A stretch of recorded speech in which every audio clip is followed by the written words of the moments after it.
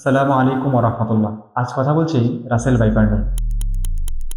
এটি ভারতীয় উপমহাদেশের একটি সাপ। এটি আমাদের দেশে বহুকাল আগে থেকেই রয়েছে। এটির আসল নাম চন্দ্রবোরা। আমাদের দেশে জাতীয় মিডিয়াগুলোর মধ্যে এটির বিদেশি নাম ব্যবহার করায় মারাত্মক ভীতি ছড়িয়ে পড়েছে এবং মনে করা হচ্ছে এটি আমাদের দেশের কোনো সাপ নয়। চন্দ্রবোরা বরেন্দ্র অঞ্চলগুলোর মধ্যেই বেশি দেখা যায়। এটি পানির মধ্যে কচুরিপানায় বেশি এক স্থান থেকে অন্য স্থানে চলে যায়। চন্দ্রবোরা বিষধর সাপ, তবে আক্রমণাত্মক নয়। কোনো সাপই সিনেমার মতো আগ বাড়িয়ে আপনাকে কামড় দিবে না। সাপ বিরক্ত হলে ফিসফিস শব্দ করবে, মানুষকে তাড়িয়ে দিতে চায়। কোনো সাপ কামড় দিলে, আক্রমণ করলে সঠিক বিবরণ দিতে পারলে ডাক্তার চিকিৎসা দিতে সহজ হয়। চন্দ্রবোরা একটি বিলুপ্ত প্রজাতির সাপ, তাই একে মারবেন না।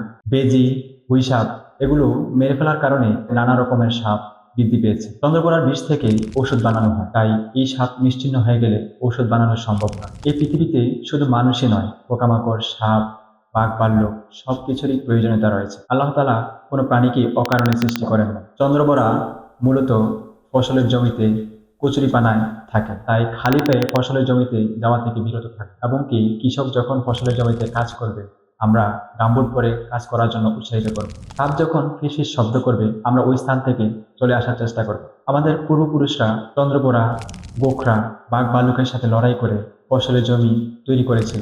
আজ এক চন্দ্রবোরার বয়ে আমরা পুরো জাতি আতঙ্কিত হলে চলবে? বাংলাদেশের প্রতিটি পাড়া মহল্লায় মেডিকেল টিম গঠন করে চন্দ্রবোরার চিকিৎসার ট্রেনিং, জনসচেতনতা তৈরি করার জন্য স্বাস্থ্য মন্ত্রণালয়কে আহ্বান করছি।